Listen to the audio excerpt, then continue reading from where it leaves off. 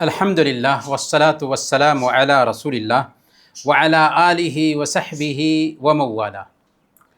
محترم بھائیوں اور بہنوں، پیارے بچوں اور بچیوں، السلام علیکم ورحمۃ اللہ وبرکاتہ۔ اسلامک کورس کا یہ 10واں کلاس ہے۔ 10واں کلاس اس طور پر کہ ایک کلاس گیپ ہوا تھا بقرعید کی وجہ سے، ورنہ 11واں کلاس یہ ہو جائے گا۔ آج کے کلاس میں ہم مردے کی تجہیز و تکفین کے بارے میں بات کریں گے اور احکام اور مسائل سیکھیں گے۔ آج کا کلاس بہت اہم ہونے والا ہے، بہت ہی اہم۔ اگر آپ نے ہمارے ساتھ یہ وقت بتایا، اپنے ساتھ کاغذ اور قلم رکھا، ہم نے جو پوائنٹس ذکر کرنا ہے انہیں نوٹ کیا، تو یاد رکھیں کہ آپ بہت کچھ سیکھ لیں گے۔ شرط یہ ہے کہ آپ اپنے ساتھ کاغذ اور قلم رکھیں اور ہم جو کچھ بھی بول رہے ہیں اسے نوٹ کرتے جائیں۔ تو سب سے پہلے ہم مردے کی تجہیز و تکفین کے بارے میں جانیں گے۔ تجہیز و تکفین کا مطلب کیا ہوتا ہے؟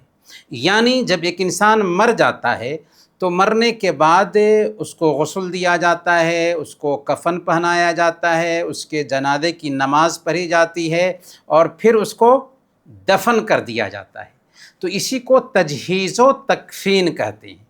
تو سب سے پہلے نمبر پر 2 پوائنٹ یاد رکھیے۔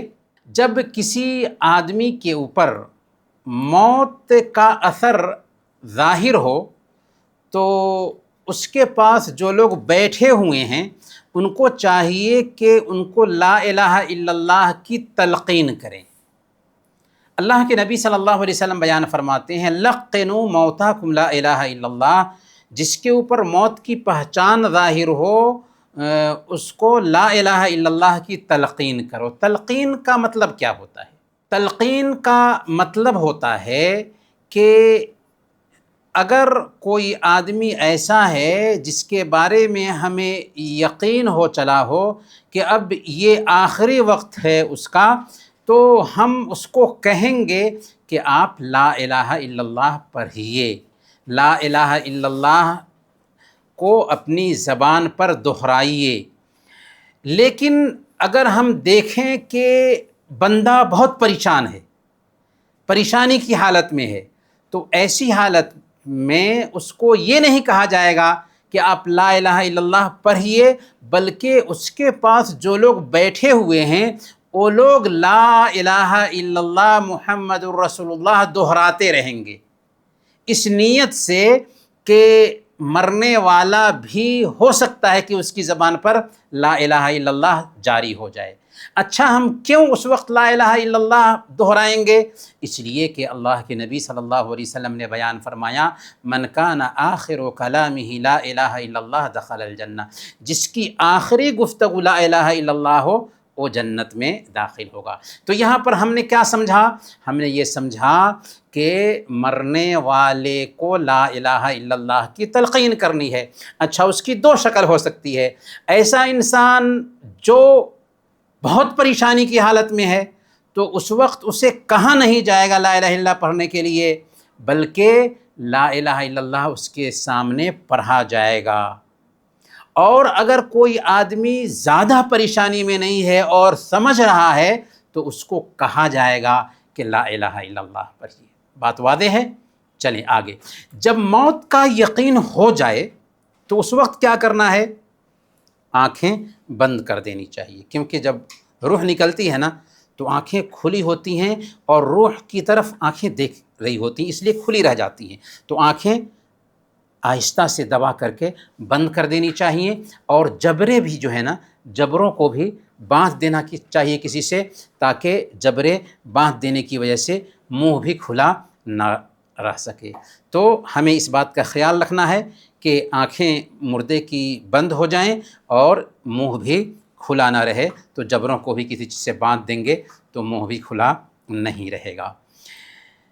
اب سوال ہے مردے کو غسل دینے کا۔ تو مردے کو غسل دینا واجب ہے، ضروری ہے۔ غسل دینے کا طریقہ کیا ہوگا؟ غسل دینے کا طریقہ یہ ہے کہ میت کی شرمگاہ کو سب سے پہلے ڈھانپ دیا جائے اور جو کپڑا پہن رکھا ہے اس کو اتار دیا جائے، پھر کندھے کو پکڑ کر کے تھوڑا سا اوپر کی طرف اٹھایا جائے، چونکہ مردہ تو لیٹا ہوا ہے، تو کندھے کو پکڑ کر کے اوپر کی طرف ہلکا سا اٹھایا جائے اور پیٹ کو آہستہ آہستہ دبایا جائے۔ پھر غسل دینے والا جو ہوگا وہ ہاتھ میں گلوز، دستانہ وغیرہ پہن کر کے گندگی کو صاف کرے گا، کیونکہ جب پیٹ کو دبائیں گے تو ظاہر سی بات ہے کہ کچھ گندگی وغیرہ نکلے گی ہی۔ اس کے بعد کیا کرنا ہے؟ گندگی کو جب صاف کر دیں تو اچھی طرح سے نماز کے جیسے وضو کرائیں، لیکن وضو کراتے وقت منہ میں پانی نہیں ڈالیں گے اور نہ ہی ناک میں پانی ڈالیں گے، بلکہ بھیگی انگلی سے دانت وغیرہ کو، منہ کو صاف کر دیں گے، اسی طریقے سے ناک وغیرہ کو بھی صاف کر دیں گے بھیگی انگلی سے۔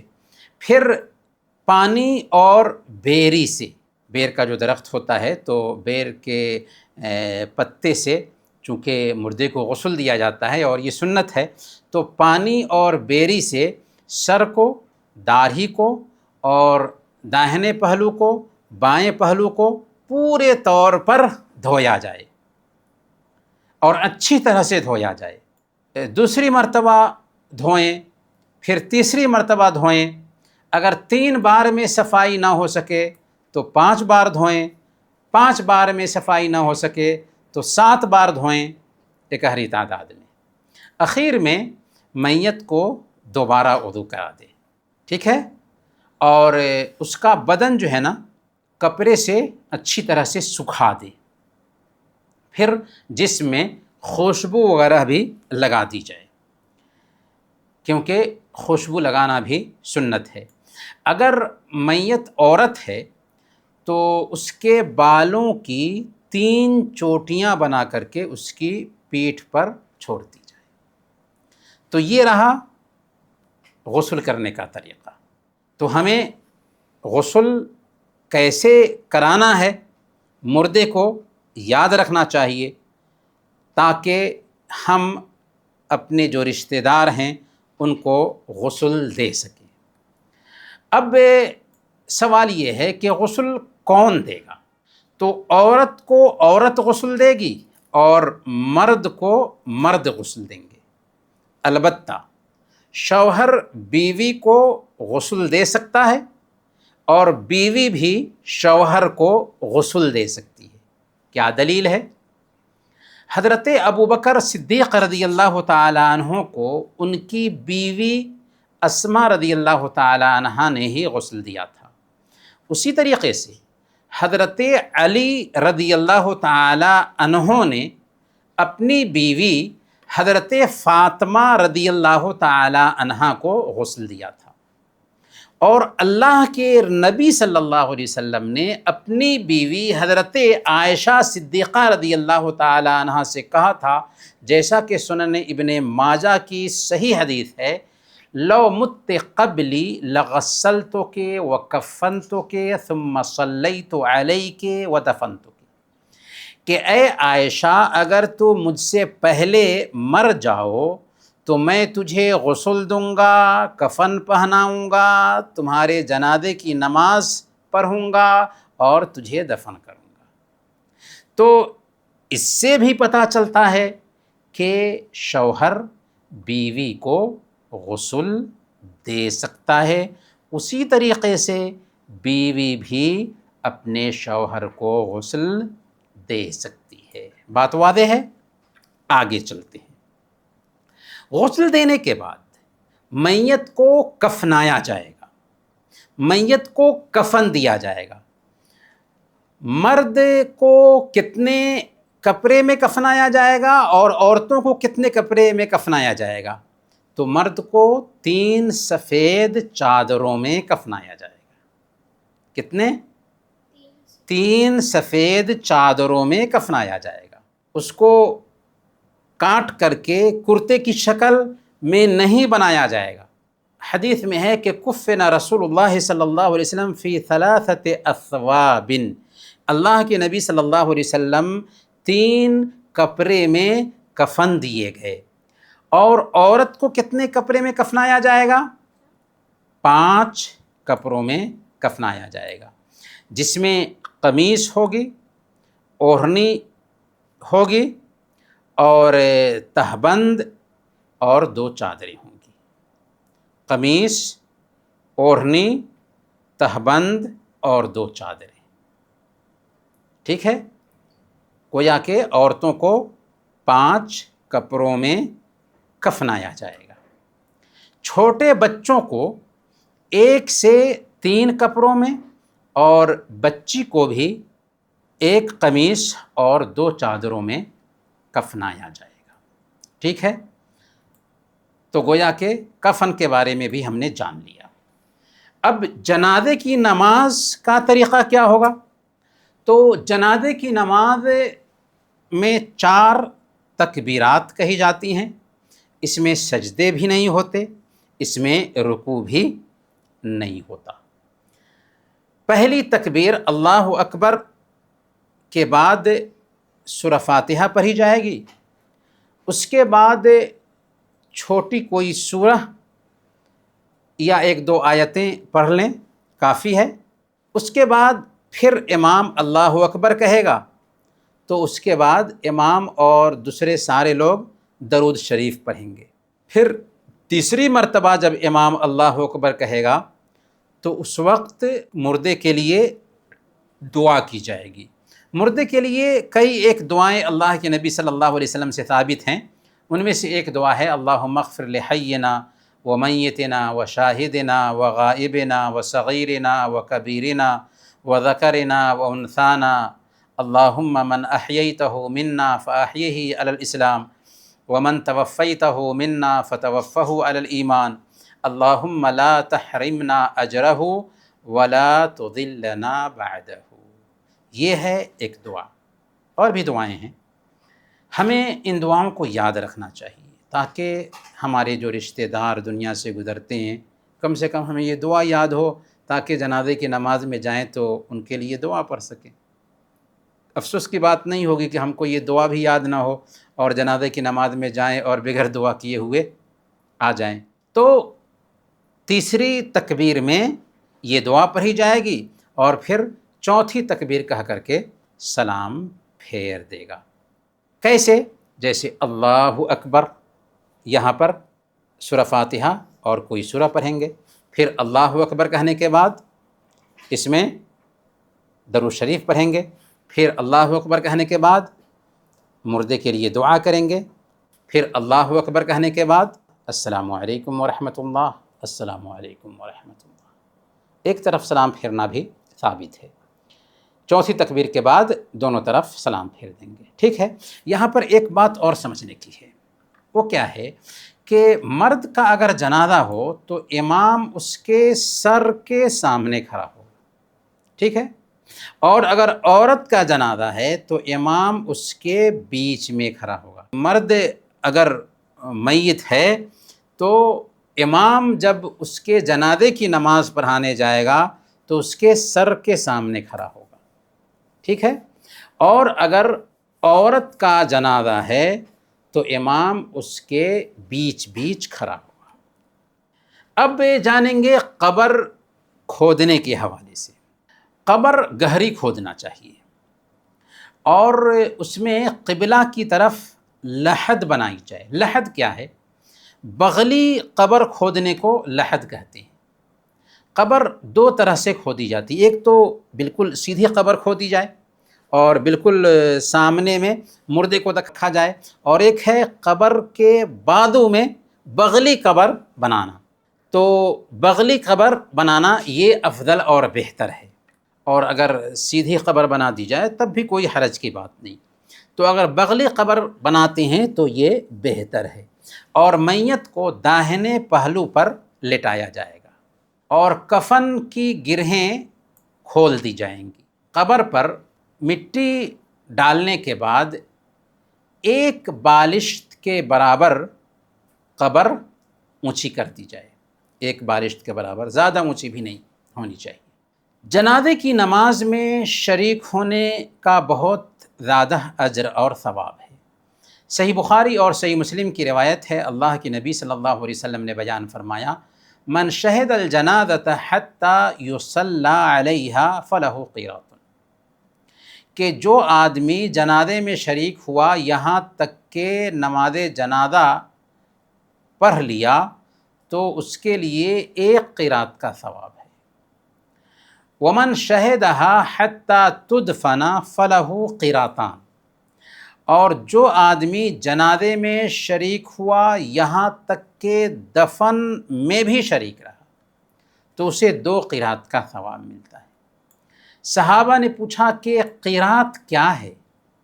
آپ نے فرمایا مثل الجبلین العظیمین۔ 2 قیراط کیا ہیں؟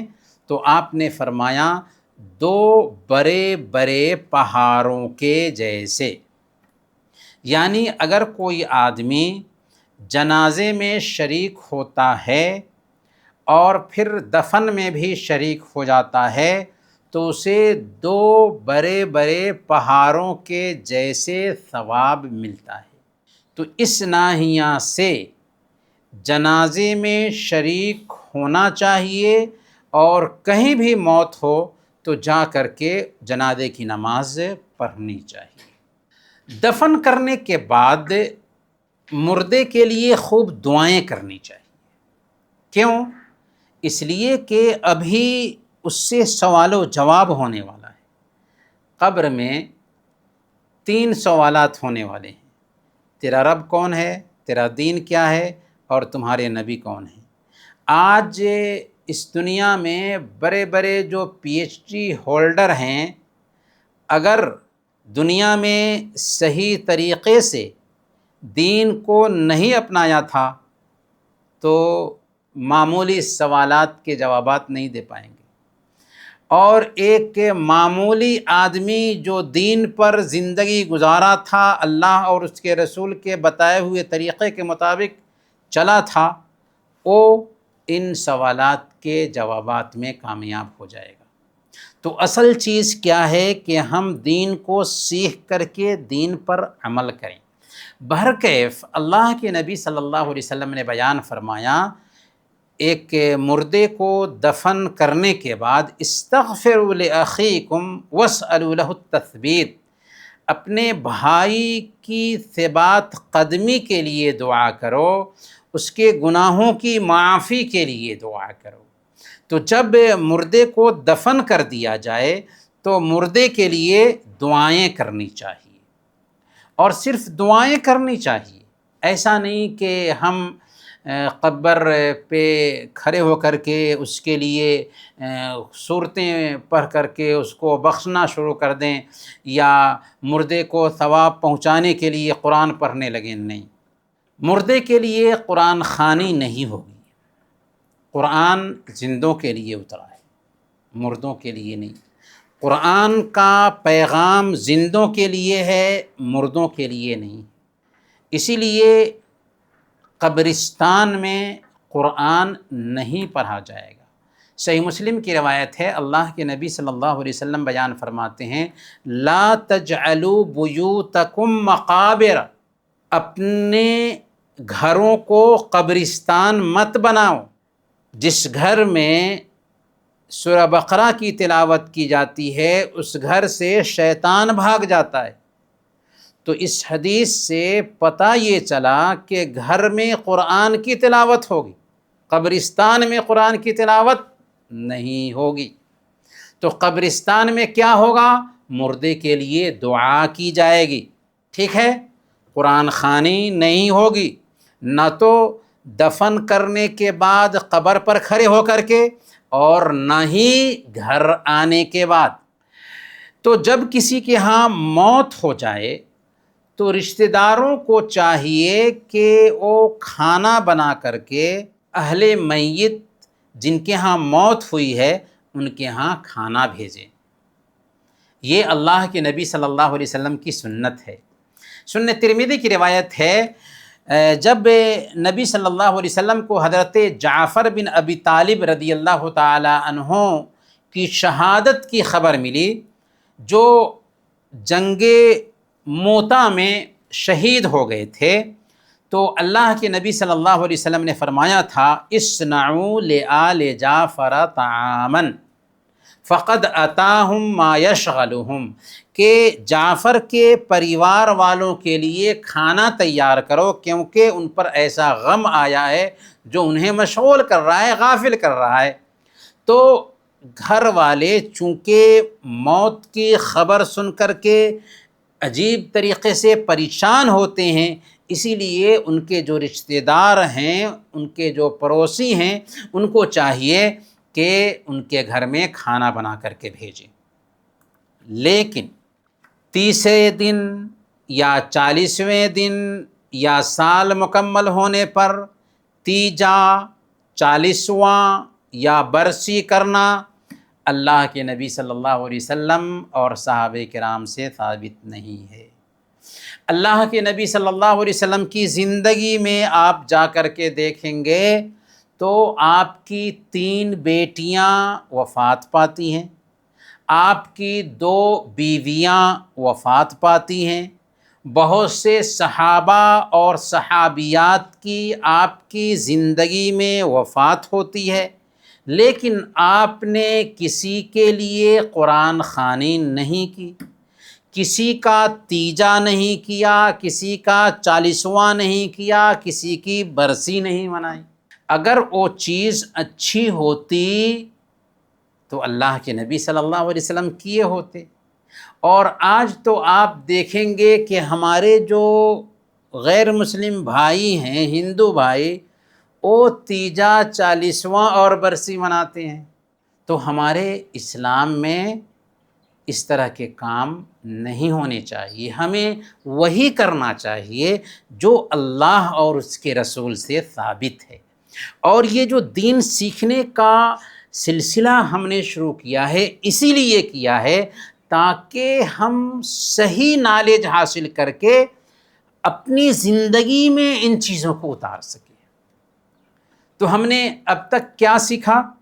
اب تک جنازہ کے بارے میں، مردے کی تجہیز و تکفین کے بارے میں جانا ہے کہ مردے کو غسل دینا ہے، مردے کے جنازے کی نماز پڑھنی ہے، مردے کو کفن دینا ہے، اور پھر اسے دفن کرنا ہے، اور دفن کرنے کے بعد کے جو احکام ہیں انہیں بھی ہمیں سمجھنا ہے۔ ٹھیک ہے؟ تو کیا میں سوالات کروں؟ جواب دیں گے آپ لوگ؟ اگر مردے پر موت کا اثر ظاہر ہو تو کیا کرنا چاہیے؟ لا الہ الا اللہ کی تلقین کرنی چاہیے۔ بہت اچھے۔ اگر موت کا یقین ہو جائے تو کیا کرنا چاہیے؟ آنکھیں بند کر دینی چاہیے اور جبرے باندھ دینی چاہیے۔ بہت اچھا۔ میت کو غسل کون دے گا؟ مرد مرد کو غسل دیں گے، عورتیں عورتوں کو غسل دیں گی۔ اچھا، کیا شوہر بیوی کو غسل دے سکتا ہے اور بیوی شوہر کو غسل دے سکتی ہے؟ دے سکتی ہیں۔ حضرت ابو بکر رضی اللہ تعالیٰ عنہ کو ان کی بیوی اسماء رضی اللہ تعالیٰ عنہ نے غسل دیا تھا، اور حضرت علی رضی اللہ تعالیٰ عنہ نے اپنی بیوی فاطمہ رضی اللہ تعالیٰ عنہ کو غسل دیا تھا، اور خود اللہ کے نبی صلی اللہ علیہ وسلم نے حضرت عائشہ رضی اللہ تعالیٰ عنہ سے کہا تھا کہ اگر تو مجھ سے پہلے وفات پائی تو میں تجھے غسل دوں گا، کفن دوں گا، تیرے جنازے کی نماز پڑھوں گا اور تجھے دفن کروں گا۔ تو اس سے پتہ یہ چلتا ہے کہ شوہر بیوی کو غسل دے سکتے ہیں اور بیوی شوہر کو غسل دے سکتے ہیں۔ اچھا، مرد مردے کو کتنے کپڑے میں کفن دیا جائے گا؟ 3۔ اور عورت کو 5 کپڑوں میں۔ بہت اچھا۔ اچھا، جنازے کی نماز جو پڑھی جائے گی تو کتنی تکبیرات ہیں جنازے کی نماز میں؟ 4 تکبیرات ہیں۔ جی۔ اچھا، کتنے رکوع ہیں؟ ہاں جی، رکوع نہیں ہے بالکل. سجدہ سجدہ بھی نہیں ہے بالکل. بہت اچھا. اچھا، اگر امام مرد کے جنازے کی نماز پڑھا رہا ہے تو کہاں پہ کھڑا ہوگا؟ جی، سر کے سامنے میں. اور اگر عورت ہے تو بیچ میں کھڑا ہوگا. بہت اچھا. جنازے کی نماز پڑھنے کا کیا ثواب ہے؟ 1 قرات ثواب ملتا ہے. اور اگر جنازے کی نماز کے ساتھ ساتھ دفن میں بھی شریک ہے تو 2 قرات کا ثواب ملتا ہے. اور 2 قرات کی مقدار بتائی گئی ہے جیسے 2 بڑے پہاڑ کے جیسے. 2 بڑے پہاڑ کے جیسے. جی. اچھا، مردے کو دفن کرنے کے بعد کیا کرنا چاہیے؟ اس کے لیے دعائیں کرنی چاہیے. جی. اچھا، کوئی سورہ پڑھ کر کے دم کر سکتے ہیں؟ کوئی سورہ پڑھ کر کے کیا اس کو ثواب پہنچا سکتے ہیں؟ نہیں پہنچا سکتے. جی، لیکن دعائیں کریں گے اس کے لیے. اچھا، بہت اچھا، بہت اچھا. اچھا، جس کے گھر میں موت ہوئی ہے تو اس کے گھر کھانا بھیجنا چاہیے یا گھر والوں کو اپنے کھانا بنا کر کے کھلانا چاہیے؟ جو آئے ہیں ان لوگوں کو کھانا بھیجنا چاہیے. بہت اچھا. اچھا، تیسرے دن تیجا کرتے ہیں، 40 دن پر 40واں کرتے ہیں، اور سال گزرنے کے بعد برسی مناتے ہیں. اس کے بارے میں کیا کہتے ہیں آپ؟ جائز نہیں ہے. یہ جائز نہیں ہے، نہیں کرنا چاہیے، کیونکہ اللہ کے نبی صلی اللہ علیہ وسلم اور صحابہ سے ایسا ثابت نہیں ہے. ٹھیک ہے. اچھا، آپ لوگوں کے پاس کوئی سوال ہے؟ ہاں، پوچھ لیجئے. ہمارے نبی صلی اللہ علیہ وسلم کی جنازے کی نماز کس نے پڑھی تھی؟ ہاں جی، اللہ کے نبی صلی اللہ علیہ وسلم کے جنازے کی نماز کسی نے امامت کرا کر کے نہیں پڑھائی، لیکن عورتوں نے بھی آپ کے جنازے کی نماز پڑھی اور مردوں نے بھی آپ کے جنازے کی نماز پڑھی. گھر میں آپ کی لاش رکھی ہوئی تھی اور کچھ لوگ جاتے تھے اور جنازے کی نماز پڑھ لیتے تھے، پھر نکل آتے تھے. پھر کچھ لوگ جاتے تھے، جنازے کی نماز پڑھ لیتے تھے اور نکل آتے تھے. یعنی بات یہ تھی کہ اللہ کے نبی صلی اللہ علیہ وسلم سارے انسانوں میں افضل انسان ہیں، تو ان کے جنازے کی نماز کون پڑھانے جائے گا؟ اس لیے ٹولی ٹولی میں صحابہ گئے اور ان کے جنازے کی نماز پڑھی اور نکل گئے، پھر گئے، نکل گئے. اس طریقے سے اللہ کے نبی صلی اللہ علیہ وسلم کے اوپر مردوں نے بھی جنازے کی نماز پڑھی تھی، عورتوں نے بھی جنازے کی نماز پڑھی تھی. تو یہاں پر ایک اور سوال ہے جو ہم نے نہیں بتایا، لیکن اسی سے ہمیں سمجھ میں آ رہا ہے کہ جیسے مرد جنازے کی نماز پڑھ سکتے ہیں ویسے ہی عورتیں بھی جنازے کی نماز پڑھ سکتی ہیں. لیکن عورتیں جنازے کی نماز پڑھنے کے لیے قبرستان نہیں جائیں گی، یعنی مردے کے ساتھ پیچھے پیچھے چل کر کے نہیں جائیں گی. تو کیسے پڑھیں گی؟ اس کا طریقہ یہ ہو سکتا ہے کہ اگر قبرستان کے آس پاس میں ہی گھر ہے تو عورتیں قبرستان میں مردے کے ساتھ چل کر کے نہیں جائیں گی، لیکن وہاں پر اگر پہنچ چکی ہیں یا وہاں پر تھیں تو پیچھے میں جنازے کے ساتھ میں وہ بھی مل کر کے جنازے کی نماز پڑھ لیں گی. یا گھر میں میت کی لاش رکھی ہوئی ہے تو عورتیں پہلے جنازے کی نماز پڑھ سکتی ہیں اور پھر لاش کو نکالا جائے گا اور مرد جا کر کے عیدگاہ میں یا کہیں پہ جہاں پہ جنازے کی نماز پڑھی جا رہی ہے وہاں پہ جنازے کی نماز پڑھیں گے. اسی طریقے سے اگر مسجد میں جنازہ رکھا ہوا ہے تو عورتیں بھی مسجد میں اگر عورتوں کے لیے انتظام ہے تو وہاں جا کر کے جنازہ کی نماز پڑھ سکتی ہیں. ہم دیکھتے ہیں نا مسجد نبوی میں اور حرم مکی میں جنازے کی نماز پڑھی جاتی ہے تو عورتیں بھی اس میں شریک رہتی ہیں، عورتیں بھی جنازے کی نماز پڑھتی ہیں، مرد بھی جنازے کی نماز پڑھتے ہیں. تو عورتوں کے لیے بھی جنازے کی نماز پڑھنے کی گنجائش ہے. خاص طور پر ہماری ماں مر گئی، ہمارے قریبی سے قریبی رشتہ دار مر گئے اور ہم جنازے کی نماز نہیں پڑھیں گے تو یہ کچھ روایتیں ہو جاتی ہیں کہ اس کی وجہ سے عورتیں سمجھتی کہ نہیں عورتوں کو جنازے کی نماز پڑھنا ہی نہیں. عورتیں جنازے کے پیچھے پیچھے چل کے نہیں جائیں گی، اس سے اللہ کے نبی صلی اللہ علیہ وسلم نے منع کیا، لیکن جنازہ کی نماز پڑھنے سے منع نہیں کیا ہے۔ سر کہیں کبھی کسی کا سن رہے ہوں کہ قبر میں جا کر دعا کرتے ہیں جینٹس لوگ، تو کیا عورت بھی جا سکتے ہیں دعا کرنے کے لیے قبروں میں؟